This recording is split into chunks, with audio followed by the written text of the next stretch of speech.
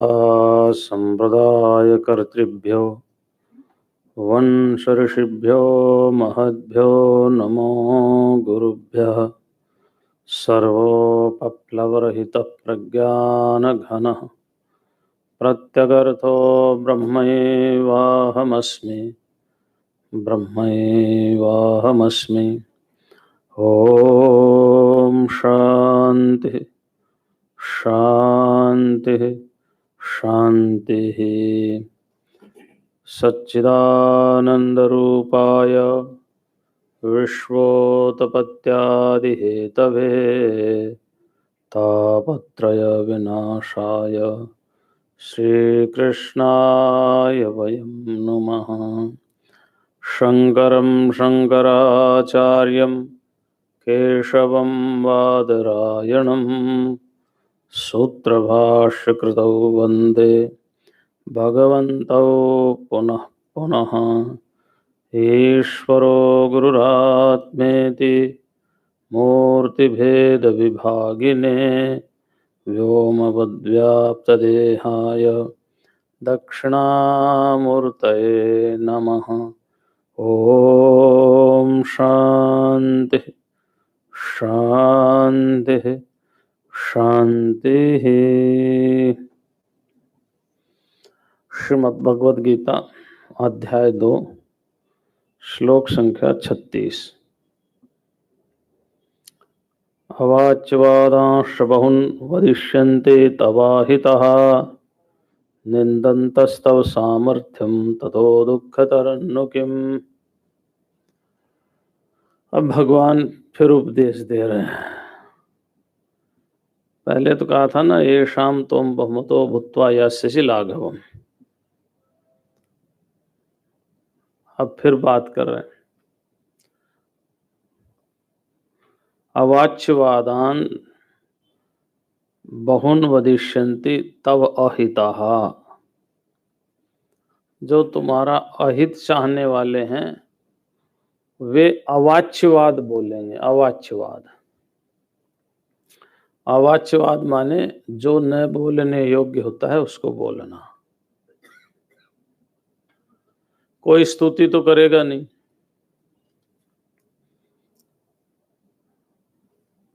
जो नहीं कहना चाहिए था वो भी कहेगा। एक तरह से अवाच्यवाद का भावार्थ होगा व्यंग्योक्ति। व्यंग्योक्ति, व्यंग में बात करेंगे, व्यंग में, है ना। तो कैसे व्यंग में बात करते हैं आप सब जानते हैं, सब करते हैं। थोड़ी बहुत व्यंग में सभी बात करते हैं। कहना कुछ चाह रहे हैं, कहे कुछ रहे हैं, कहे किसी को रहे हैं, है ना। हमारे यहाँ हरियाणा राजस्थान में एक कहावत है, और कहावत ऐसी है कि कहना बहू को चाह रहे हैं तो कहते लड़के को, है ना। आपके यहाँ भी होगी, इधर भी, है ना, सब जगह। हाँ, या ऐसा होता है। तो कहना किसी को चाह रहे हैं, कहे किसी को रहे, सुना किसी और को ही रहे। तो ये जो है ना, ये व्यंग्योक्ति है।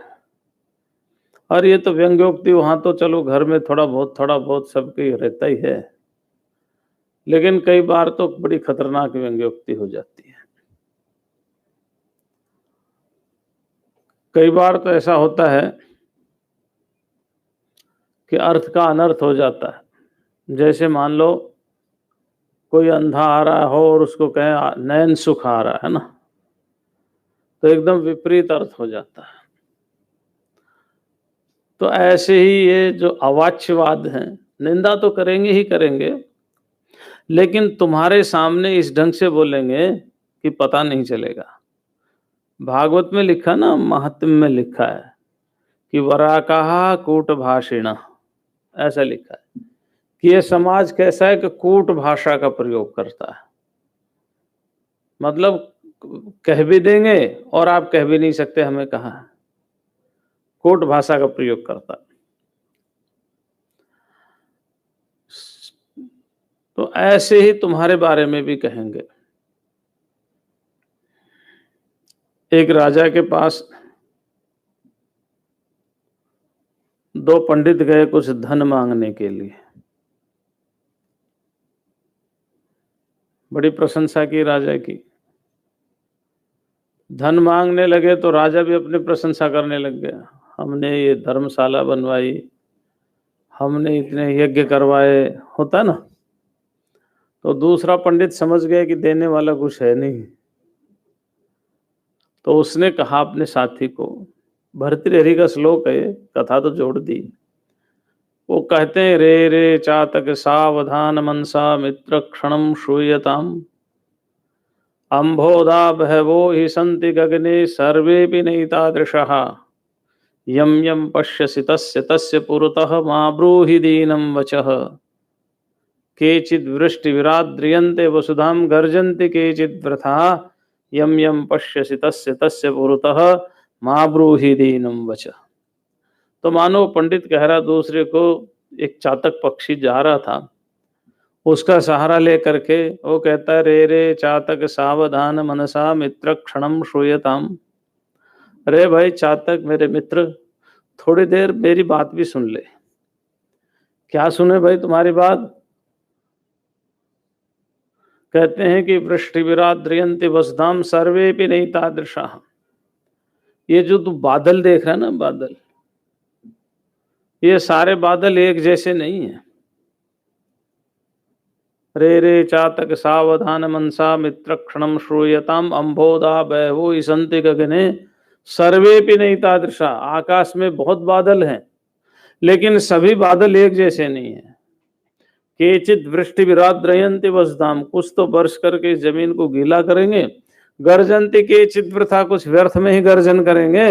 इसलिए यम यम पश्य तस्य तस्य पुरतः मा ब्रूहि दीनं वचः। तू जिस जिसको देख रहा है उसके सामने दीन वचन मत बोल कि मैं प्यासा हूं और मैं बादल से गिरता हुआ पानी ही पीता हूं, जमीन का नहीं पीता, इसलिए तुम बरस जाओ। मतलब चातक वो ब्राह्मण हो गया दूसरा, और मेघ हो गया राजा, उसको सावधान कर रहे हैं। तो ये व्यंग्योक्ति होती है। एक बार एक पंडित गया राजा के पास, बहुत सुंदर उसने अपना काव्य पाठ किया। राजा ने कहा, भाई इसको बहुत बड़ा इनाम दे दो। उसका जो राजकोष मंत्री था, फाइनेंशियल मिनिस्टर जिसको बोलते हैं, वो था नंदन, नाम था उसका, नंदन, है ना।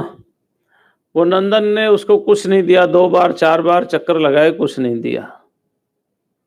फिर वो राजा के पास आया, तो राजा ने पूछा, इनाम मिल गया? तो कहता है, आदौ नकारः परतो नकारः मध्ये नकारेण हतो दकारः एवं नकार त्रय संयुतस्य का दान शक्ति खलनंदनस्य।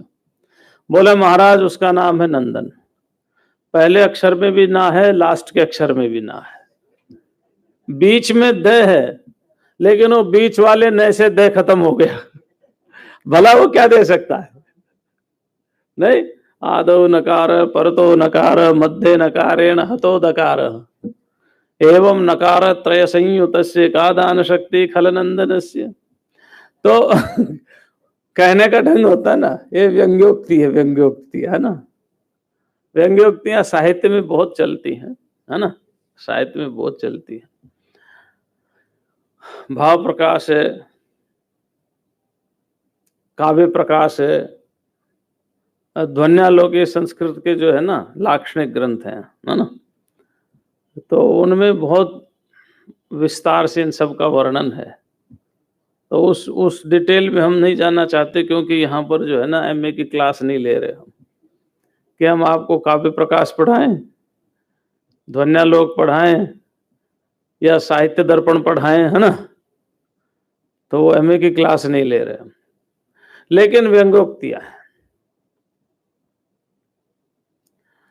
तो ये तो अवाच्यवाद कहेंगे, निंदा करेंगे तुम्हारी, बहुत बुरी निंदा करेंगे कि देखो अर्जुन कितना महान है, युद्ध करने के लिए गया था, जैसे ही गुरुजनों को सामने देखा तो दंडवत प्रणाम करने लग गया, और फिर गुरुजनों को देख करके उनके सम्मान में युद्ध नहीं किया। कहना कुछ चाहेंगे, कह कुछ रहे हैं, कुछ नहीं कह सकते तुम। अर्जुन युद्ध के मैदान में गया था, सामने भीष्म पितामह थे, मालूम था भीष्म पितामह अजेय हैं, और ये भी मालूम है कि भीष्म पितामह इच्छा मृत्यु वरदान प्राप्त है। इसलिए इन्होंने अच्छा तरीका निकाला कि सामने हमारे दादाजी हैं, इनको भला हम कैसे मारेंगे, कथम भीष्म हम संख्ये द्रोणम च मधुसूदन, इसलिए इन्होंने युद्ध नहीं किया। और भगवान शंकराचार्य ने एक उदाहरण दिया, निवात कवचादि युद्ध निमित्तम, निवात कवच महाभारत का एक प्रसंग है, और प्रसंग ऐसा है कि जिस समय इनको वनवास दिया उस समय तप करके दिव्य अस्त्र शस्त्र प्राप्त कर रहे थे, तो इंद्र अपने साथ ले गए इनको। इंद्र साथ ले गया तो दो राक्षस थे, निवात और कवच, और दोनों राक्षसों ने इंद्र को परास्त करके इनका काफी धन हरण कर लिया था। युद्ध में धन हरण होता है, जनमरण होता है, यही तो काम होता है। तो काफी प्राप्त ले लिया था, अब उससे बदला लेना था। कोई उनसे युद्ध करने में समर्थ नहीं था। इधर ये चार भाई रह गए जंगल में। इन्होंने सोचा अब क्या करें, अर्जुन की प्रतीक्षा करें, तप करने गया है। तो युधिष्ठिर तो धर्मराज है, वो अर्जुन को लेकर के चिंतित हो गए। इतनी देर में उनके पास लोमस ऋषि आए। लोमस ऋषि का तो नाम सुना ना, हाँ, जो अपना बिस्तर अपने साथ लेकर के चलते थे, है ना। एक टूटी सी चारपाई रखते थे सिर पर, चलते रहते थे। एक इंद्र मिल गया। इंद्र ने प्रणाम किया, कहा महाराज कहाँ जा रहे हो? बोले घूम रहा हूं। बोले ये किस सिर पर रखा हुआ है? वो बोले चारपाई है, कहीं पर रात हुई अपने नीचे बिछाई और सो गए। तो कहने लगे आप एक आश्रम क्यों नहीं बना लेते, बड़ा सा आश्रम बना लो। उन्होंने, लोमस ऋषि ने कहा छोटी सी तो उम्र है, इस छोटी सी उम्र के लिए क्या आश्रम बनाना। तो इंद्र ने पूछा आपकी इस समय उम्र कितनी है? तो कहने लगे मेरे शरीर में तुम रोए देखते हो? बोले हाँ देखता हूं। बोला मेरा एक रोम जब शरीर से गिरता तो ब्रह्मा का एक आयु पूरी हो जाती है।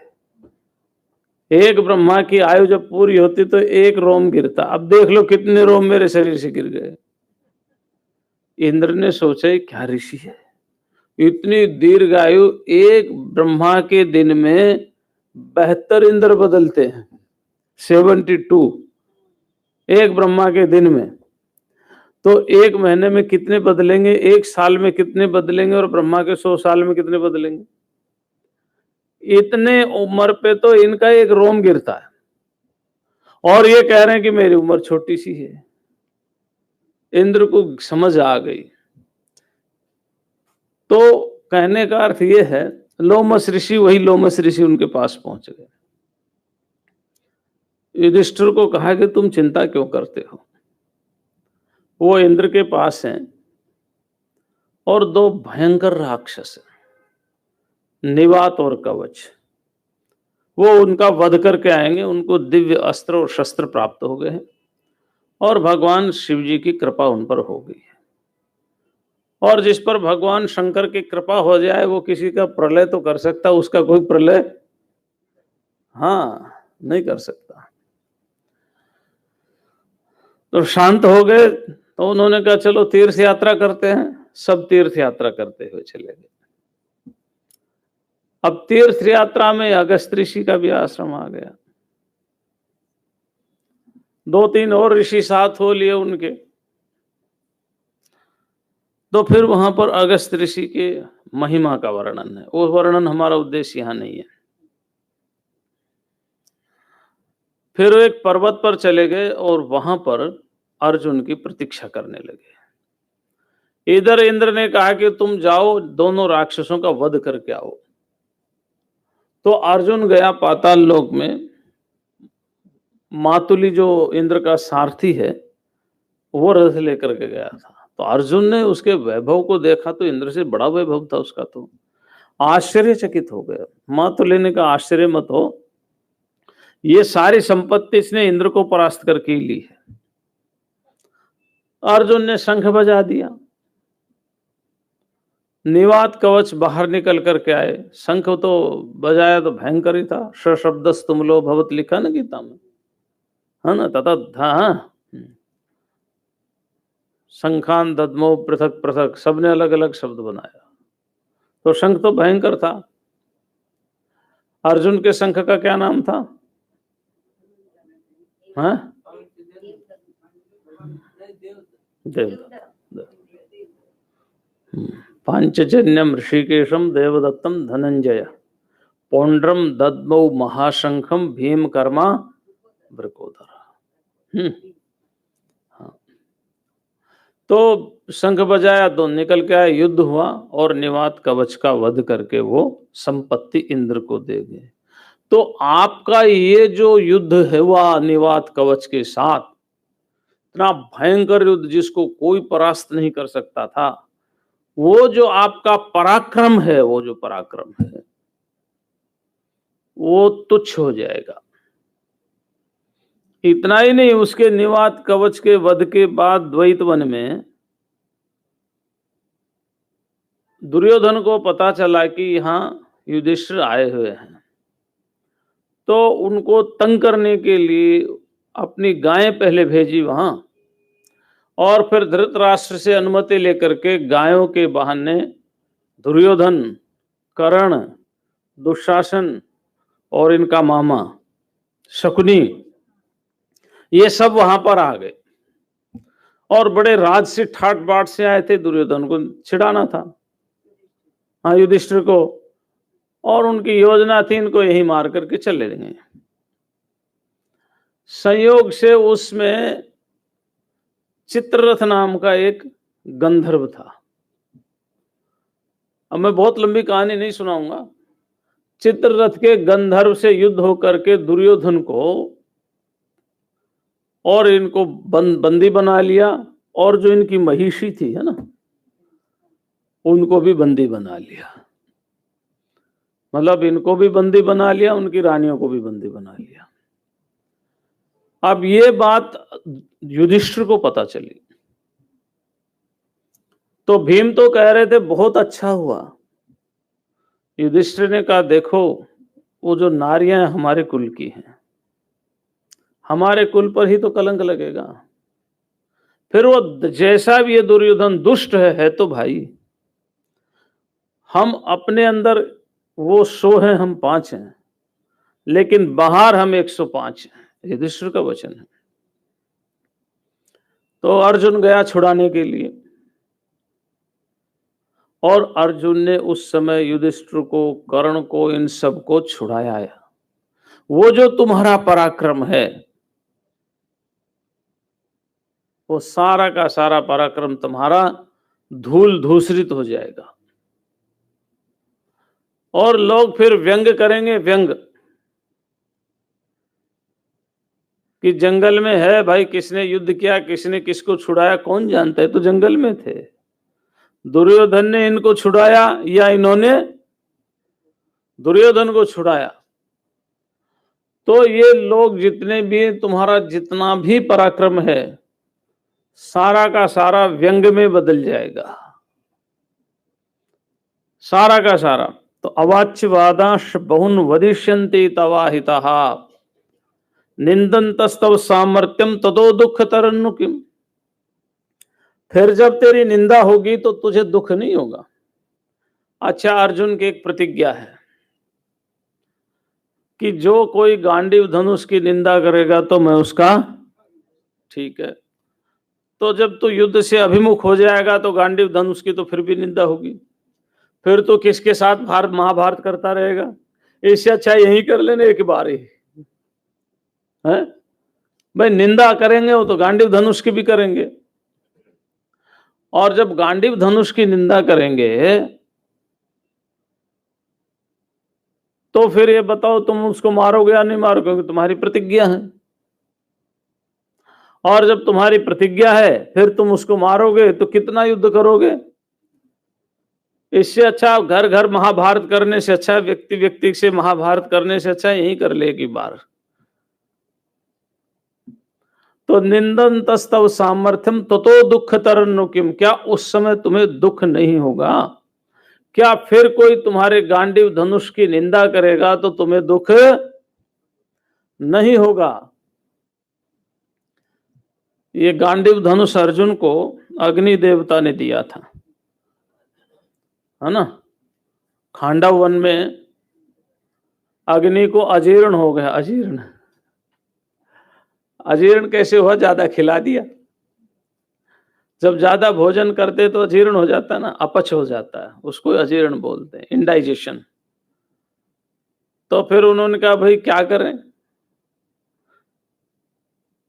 तो अर्जुन को फिर धनुष दिया कि इंद्र जब भी वर्षा करता है तो ये अग्नि तो बुझ जाती है, बंद हो जाती है, जो खाया पिया है वो हजम होता नहीं है, तो तुम हमारी रक्षा करो। तो अर्जुन ने अपने ही पिता के खिलाफ धनुष उठाया, है, इंद्र है ना, और उस गांडीव धनुष से पूरे आकाश मंडल को आच्छादित कर दिया तीरों से। तो फिर वो अग्नि प्रसन्न हुआ। तो ये जो गांडीव धनुष है इसके अर्जुन का प्रति बड़ा आकर्षण था। और एक बार तो युधिष्ठिर ने गांडीव को ललकारा तो अर्जुन युधिष्ठिर को भी, वो तो मारा नहीं क्योंकि भगवान श्री कृष्ण बीच में थे, हैं? हाँ। खैर चलो, फिर भी लोग निंदा तो करेंगे। कुछ कहेंगे अर्जुन ने दया आ गई, तो कुछ करेंगे अर्जुन में गुरु भक्ति आ गई, और कुछ क्या कहेंगे, बोले अर्जुन अपने स्वजनों को देख करके वैरागी हो गया। नहीं, कोई कुछ कहेगा, कोई कुछ कहेगा, कोई कुछ कहेगा, लेकिन तुम्हारा जीना हराम हो जाएगा।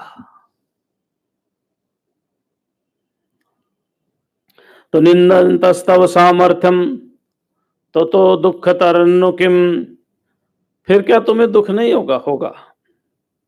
तो क्या करो? बोले काम करो। क्या? हतो वा प्राप्स्यसि स्वर्गम जित्वा वा भोक्ष्यसे महिम तस्मादुत्तिष्ठ कौन्तेय युद्धाय कृतनिश्चय। अब देखो एक बहुत सुंदर बात बताई। हतो वा प्राप्स्यसि स्वर्गम,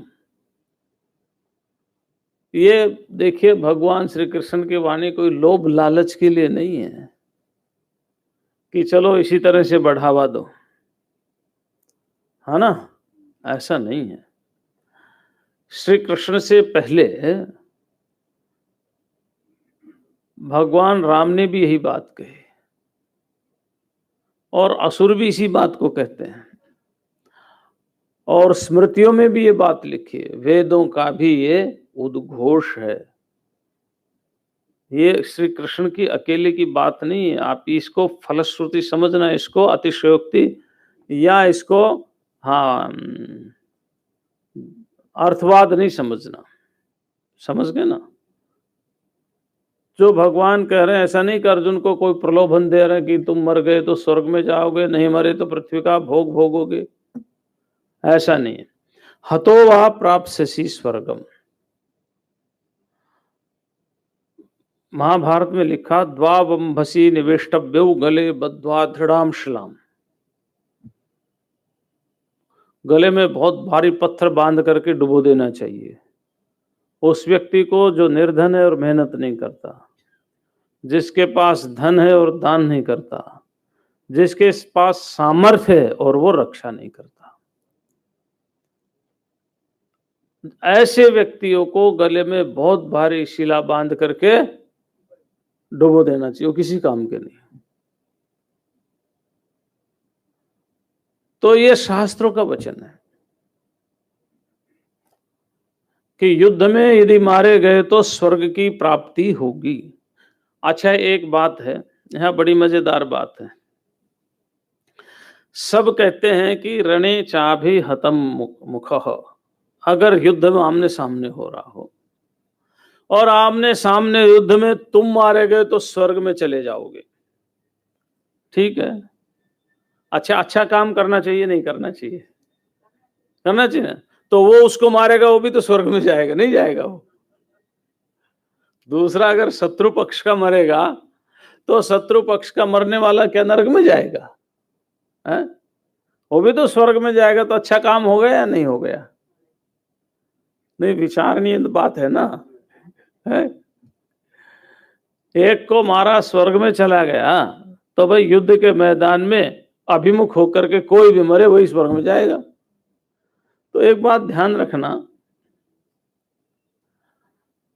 स्वर्ग और नरक में भेजने का मनुष्य का अधिकार नहीं है कि ऐसे तो हम कहते हैं सर्प को मार दो तो वो पुण्य मिलता है, क्योंकि सबसे निकृष्ट योनि में होता है, समझ गए? तो पुण्य हमारे शब्दों में ही मिलता है, यथार्थ में नहीं मिलता। यथार्थ में तो जीव हिंसा है वो, क्योंकि सर्प को सर्प योनि से मुक्ति दिलाने का हमें अधिकार नहीं है। वो अधिकार तो परमात्मा को। ठीक है, सांप को कभी बार हमें मारना पड़ जाता है। एक बार तो हम गुफा में तपस्या कर रहे थे और तो ठंड थी बहुत ज्यादा, पता नहीं कहां से एक सांप आया हमारी छाती पर बैठ गया। ओहो, क्या हो। तो जब आप जंगल में रहोगे कुछ तो होगा ही ना, इतना तो सांस और धैर्य रखना ही पड़ता है। तो डर डर के कब तक जिएंगे? बैठ गया तो बैठ गए। हम सो रहे थे तो हम जैसे ही उठने लगे तो कुछ ऐसे लगा, तो बहुत मुलायम मुलायम लगा। तो हमने सोचा ये क्या है, तो बिजली तो थी नहीं वहां पर, टॉर्च थी। टॉर्च को जला करके देखा, आराम से कुंडली मार करके बैठा हुआ है। हमने कहा चलो अच्छी बात, आराम ही तो कर रहा है। तो हमें मालूम था सर्दी बहुत है, अब ये कुछ करेगा नहीं। तो हमने ऐसे कपड़े को हटाया, उसको गोल करके और उसको बाहर छोड़ करके आ गए। फिर भी कई बार ऐसा होता है कि हमारे कमरे में सांप आ जाता है और हम बैठे रहते हैं, तो अब कमरे में दो ही रहेगा, या तो सांप रहेगा या हम रहेंगे। कई बार मारना पड़ जाता है, लेकिन मारने का उद्देश्य हमारा ये नहीं रहता है कि ये नीच योनि में है, हम उच्च योनि में हैं, चलो इसको मार करके इसको स्वर्ग पहुंचाए। आत्मरक्षा के लिए। तो अब आत्मरक्षा के लिए पाप पुण्य लगेगा तो शास्त्र जाने, लेकिन अगर मैं इसलिए सांप मारूं कि इसको सर्प योनि से मुक्ति दिला दूं, तो ये मेरा अधिकार नहीं है। समझ रहे ना आप? ये हमारा अधिकार नहीं, किसी को किसी योनि विशेष से छुटकारा दिलाने परमात्मा का अधिकार है। आपने महाभारत में एक कथा सुनी होगी। वेदव्यास जा रहे थे और देखा कि रास्ते में एक कीड़ा बहुत गति से जा रहा, बड़ी तेज गति से। वेदव्यास ने कहा, तू कहां जा रहा है इतनी तेज गति से, तेरा कौन सा ऑफिस छूट रहा है? या तेरे को ही राजा के पास जाना है, या तेरे को कार्ड पंच करवाना है, या तेरी कोई फ्लाइट छूट रही है, कहां जा रहा है दौड़ करके, रुक थोड़ी देर। वो कीड़ा कहता, महाराज पहले मुझे रास्ता पार करने दो, क्रॉस करने दो इसको। रास्ता पार कर लिया। वेदव्यास जी फिर गए, बोले भाई क्या जल्दी थी तेरे को? कहने लगे, महाराज देखो पीछे से रथ आ रहा है, अगर मैं इसको क्रॉस नहीं करता तो मर जाता रथ के नीचे। वेदव्यास जी ने कहा, मर जाता तो अच्छा ही था, तू कीड़ा था, इस निकृष्ट योनि से तेरा छुटकारा हो जाता। अच्छा तू कहे तो मैं अब तेरा छुटकारा करवा दूं।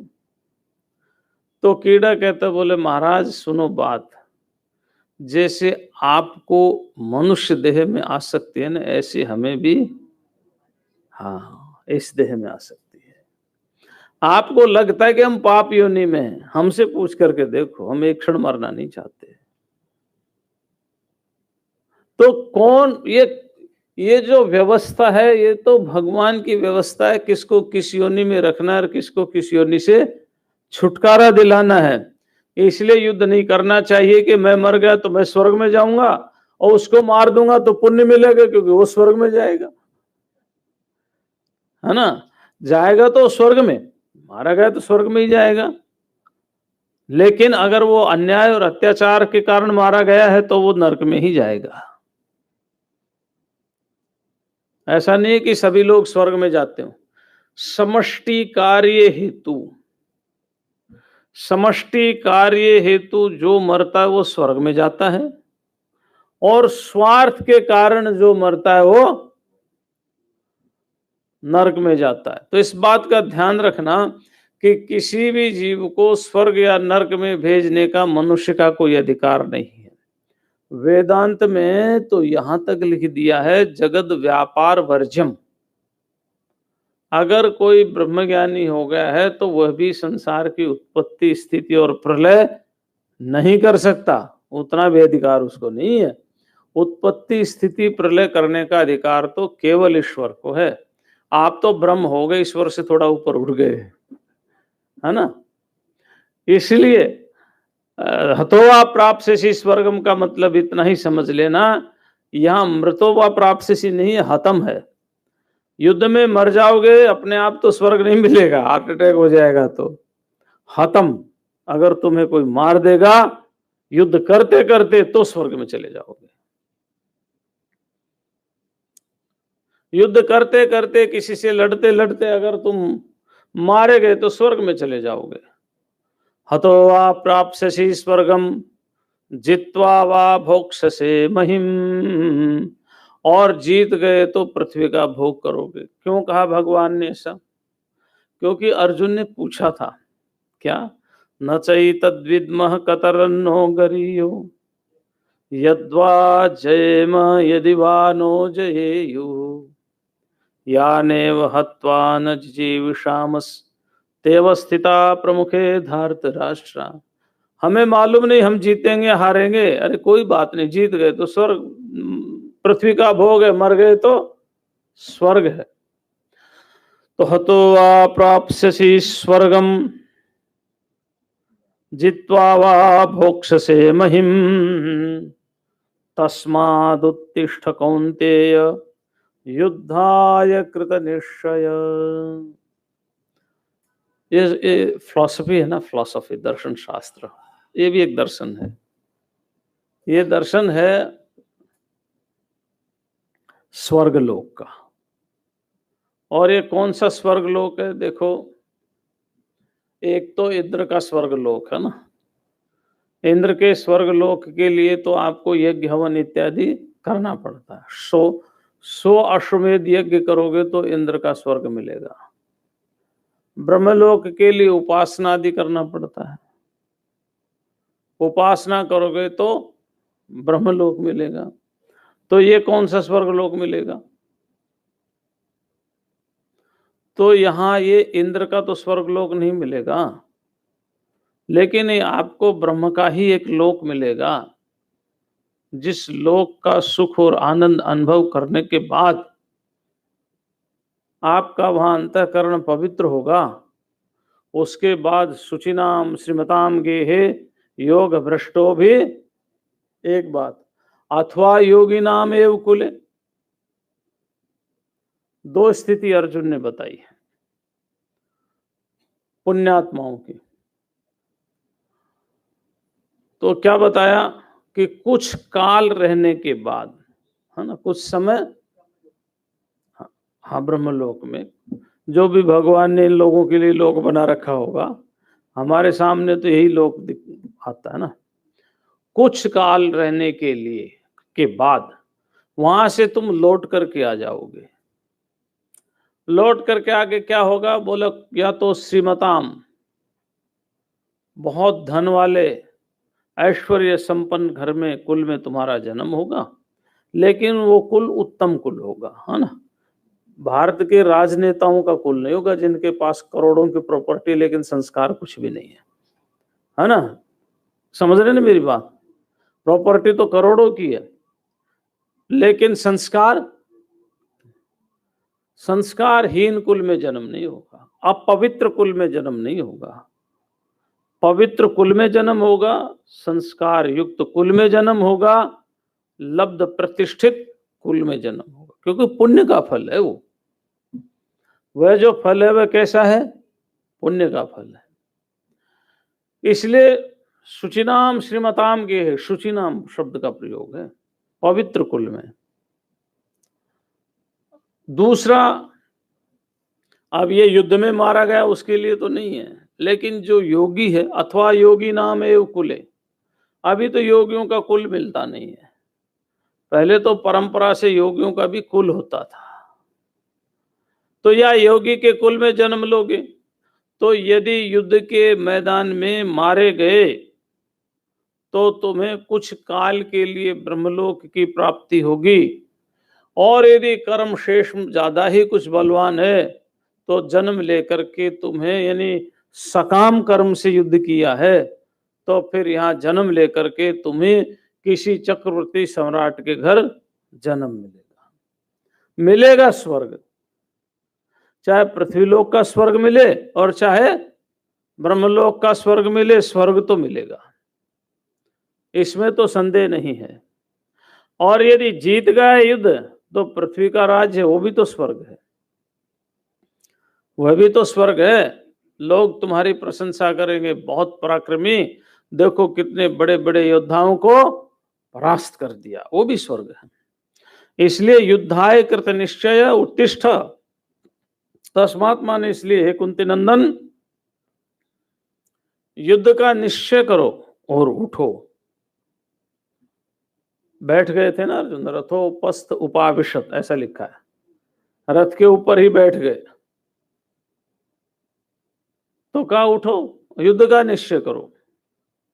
अब देखिए आप, एक तरफ तो भगवान श्री कृष्ण ने युद्ध को टालने के लिए बहुत प्रयत्न किया, युद्ध ना हो, स्वयं दूत बन करके गए स्वयं,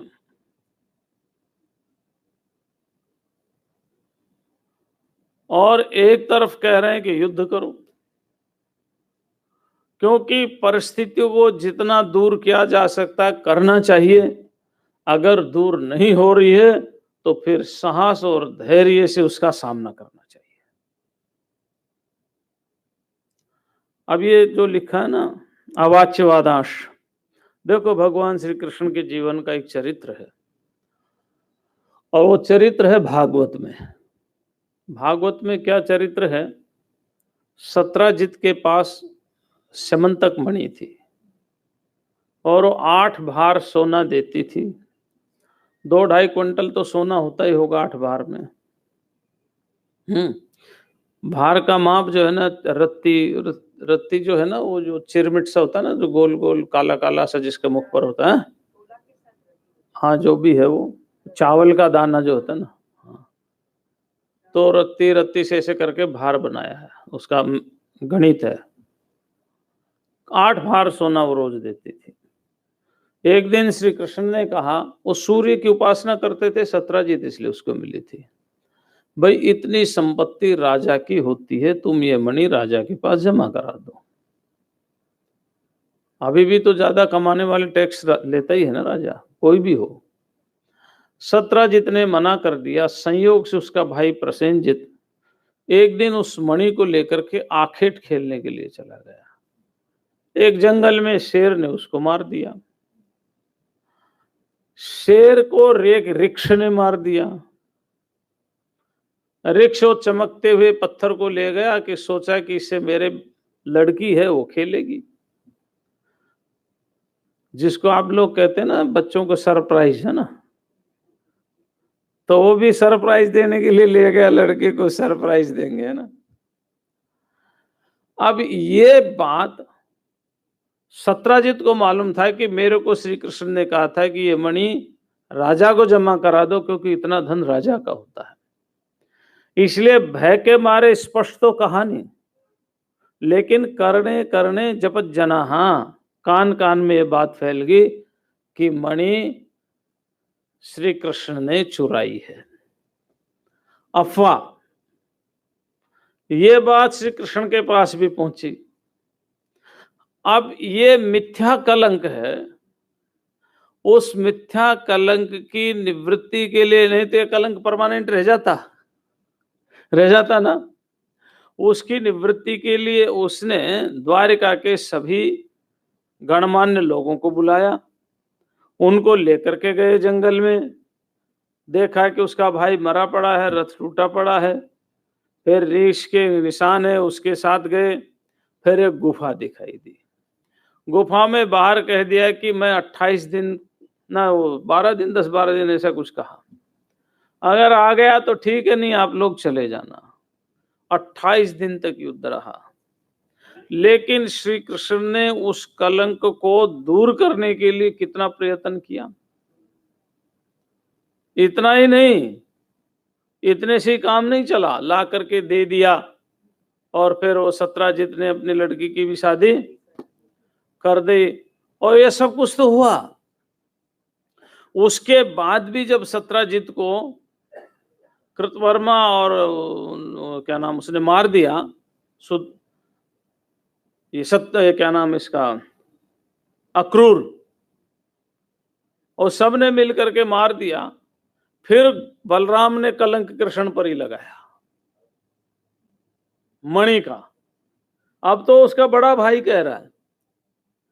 फिर वहां से फिर रथ लिया, फिर दौड़े, फिर उसको पकड़ा अक्रूर को, फिर बोले तुम मणि मणि दे दो, बाकी तुम कुछ मत करो। फिर मणि लाए, फिर समाज को इकट्ठा किया, फिर वो मणि दी। तो एक एक मिथ्या कलंक को दूर करने के लिए श्री कृष्ण को कितना प्रयत्न करना पड़ा, विचार करो। और तुम जो इतने बड़े योद्धा हो, तुमने जो इतना सारा परिश्रम किया है, तुम्हें अपनी निंदा को बचने के लिए कितना करना पड़ेगा, कितना करना पड़ेगा। हाँ, फिर क्या है, कहेंगे महाराज लोग तो ऐसे ही बोलते हैं, बोलते रहने दो। लोग तो बोलते रहे, बोलने दो, कोई बात नहीं। लेकिन जब इंद्र, वरुण, यम, कुबेर वो तुम्हारी बुराई करेंगे, क्योंकि फिर तो सभी व्यंग करेंगे। इसलिए युद्ध के लिए खड़े हो जाओ, नहीं तो जीते जी मृत हो। तो वा प्राप्स्यसि स्वर्गम जित्वा वा भोक्ष्यसे महिम तस्मादुत्तिष्ठ कौन्तेय युद्धाय कृतनिश्चये। अच्छा, फिर देखो एक अगला श्लोक क्या है। सुखे दुखे समे कृत्वा लाभालाभौ जया जयौ ततो युद्धाय युज्यस्व नैवं पापमवाप्स्यसि। ये सभी श्लोक लगभग, ये जितने भी अभी तक श्लोक आए हैं, आप इन सब का एक ही भाव समझना। और भाव यह है कि अगर आप निष्काम भाव से कर्म करेंगे तो आपको ब्रह्मलोक की प्राप्ति होगी, उसके अनंतर आपको ब्रह्म विद्या की प्राप्ति होगी पृथ्वी लोक में आने के बाद, उसके बाद आपकी मुक्ति हो जाएगी। अगर सकाम कर्म कर रहे हैं तो ब्रह्मलोक की तो प्राप्ति तब भी होगी, लेकिन फिर आप श्रीमताम शुचिमताम गेहे में जन्म लेकर के, हाँ, और फिर उसका आनंद लोगे। तो ये जितना भी है, इसका उद्देश्य इतना ही समझना आप। ये जितने भी श्लोक है उसका अर्थ है कि आप कर्म करो, बिना कर्म किए अंतःकरण की पवित्रता होगी नहीं, और बिना अंतःकरण की पवित्रता हुए आपके अंदर कोई भी ज्ञान ठहरने वाला।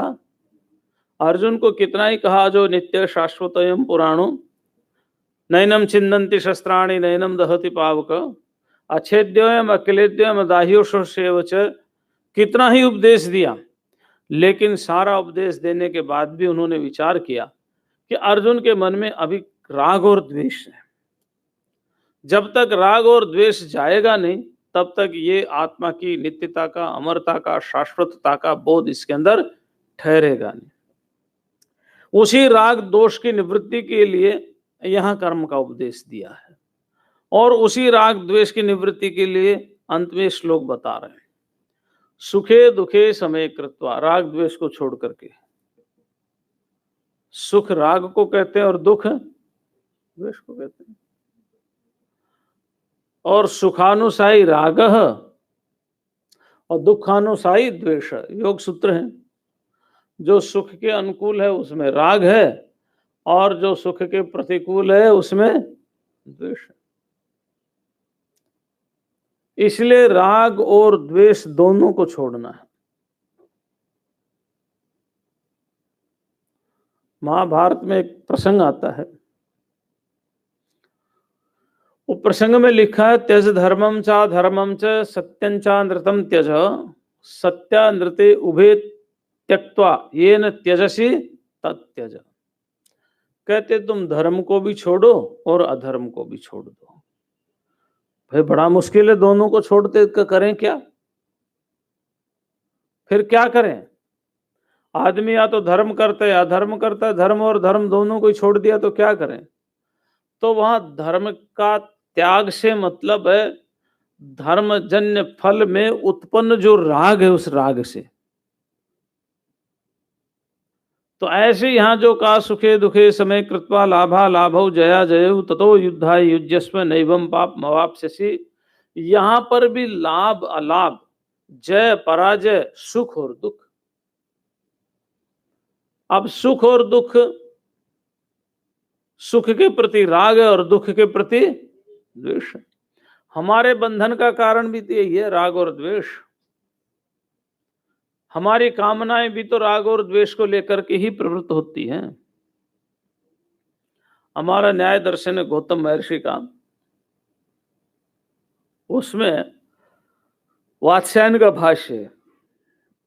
वात्स्यायन ने भाष्य करते समय लिखा है कि व्यक्ति जो है ना, इप्सा और जिहासा, इप्सा माने प्राप्त करने की इच्छा और जिहासा माने छोड़ने की इच्छा। ये दो चीज हैं। जो अनुकूल होता है उसको प्राप्त करने की इच्छा रहती है, जो प्रतिकूल होता है उसको छोड़ने की इच्छा रहती है। अब देखो हमारा जीवन इसी में लगा हुआ है, यानी उसी का नाम राग और द्वेष, उसी का नाम राग और द्वेष है। और उसी राग द्वेषात्मक प्रवृत्ति हमारे अंदर है। उसी प्रवृत्ति से अनेक प्रकार के कर्म होते हैं, उन्हीं कर्मों से हमारे संस्कार बनते हैं, उन्हीं संस्कारों से हमारा जन्म होता है।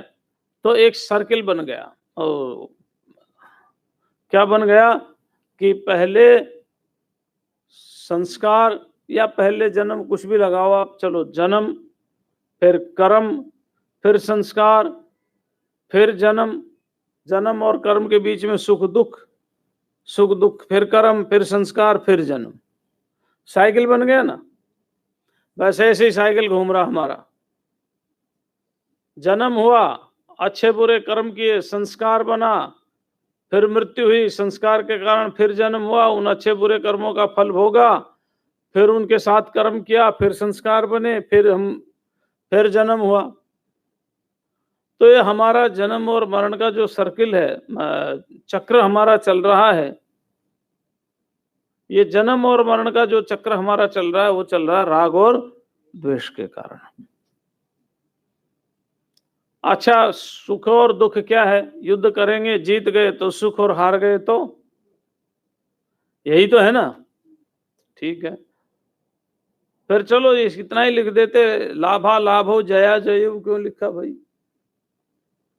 लाभ और हानि तो व्यापारियों को होती है, जय पराजय क्षत्रियों को होती है, और सुख और दुख बेचारे पंडित को होगी। राजा अच्छा रहा तो अनुष्ठान होते रहेंगे, राजा खराब हुआ तो वेन की तरह से, रावण की तरह से, हिरण्यकश्यप की तरह से आदेश दे देंगे, न कोई यज्ञ करेगा, है ना।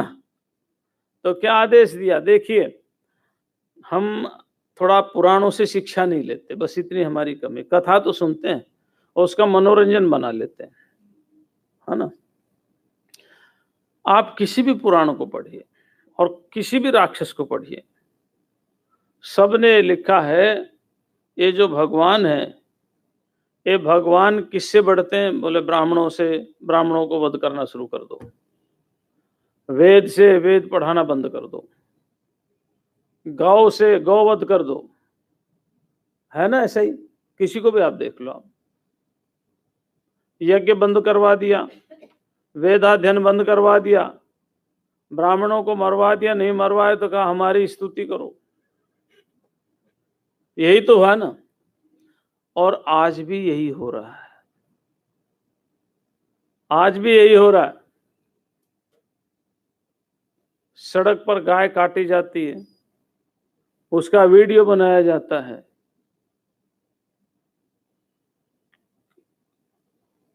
हिंदू धर्म के खिलाफ कितना सब कुछ हो रहा है, लेकिन उस समय के ऋषि महर्षि सजग थे।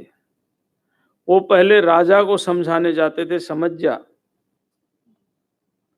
उनमें कोई राग द्वेष नहीं होता था कि अगर ये समझ जाएगा तो हमें इसको मारने की क्या आवश्यकता है। जब वो नहीं समझता था तो फिर एक राजा पैदा कर देते थे। कैसे करते थे? 2 मिनट में वो कहानी सुनाऊंगा, 2 मिनट बचिए, बाकी कथा कल करूंगा, है ना। आपने विजयनगर का नाम सुना है? विजयनगर का है, सुना है ना? 2 बदमाश थे, बहुत बड़े डाकू थे, बहुत बड़े डाकू थे, दस्यु थे, दस्यु। और एक ब्राह्मण था, बहुत भारी विद्वान, वेदों का बहुत भारी विद्वान था। तो उस ब्राह्मण ने देखा कि ये स्थिति बहुत प्रतिकूल है, मुझे कुछ करना चाहिए।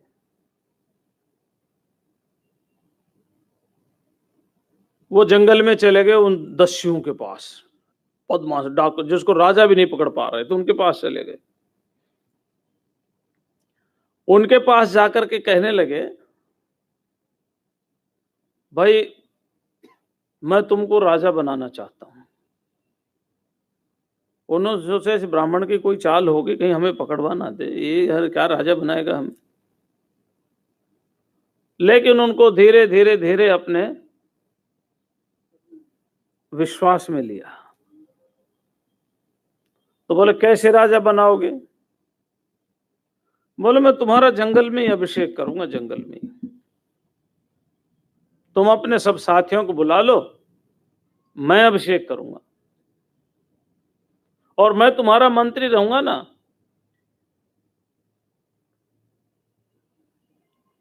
ठीक है। और दस्युओं ने सोचा, अच्छा एक ब्राह्मण तो मिला, हमें तो कोई मिला ही नहीं था आज तक, और इसका तो नाम भी बहुत है, ये तो बहुत बड़ा नाम है इसका। सायणाचार्य का नाम सुना? उसके बड़े भाई थे विद्यारण्य, उनका पहले नाम कुछ और था। हुक्का बुक्का उनका नाम था, बदमाशों कैसे हक्का बक्का, कुछ ऐसा ही नाम था, हैं? हाँ। तो उन्होंने जंगल में ही अभिषेक किया, लेकिन शर्त रखी थी, मैं जो कहूंगा वही करोगे, दूसरा कुछ नहीं करोगे।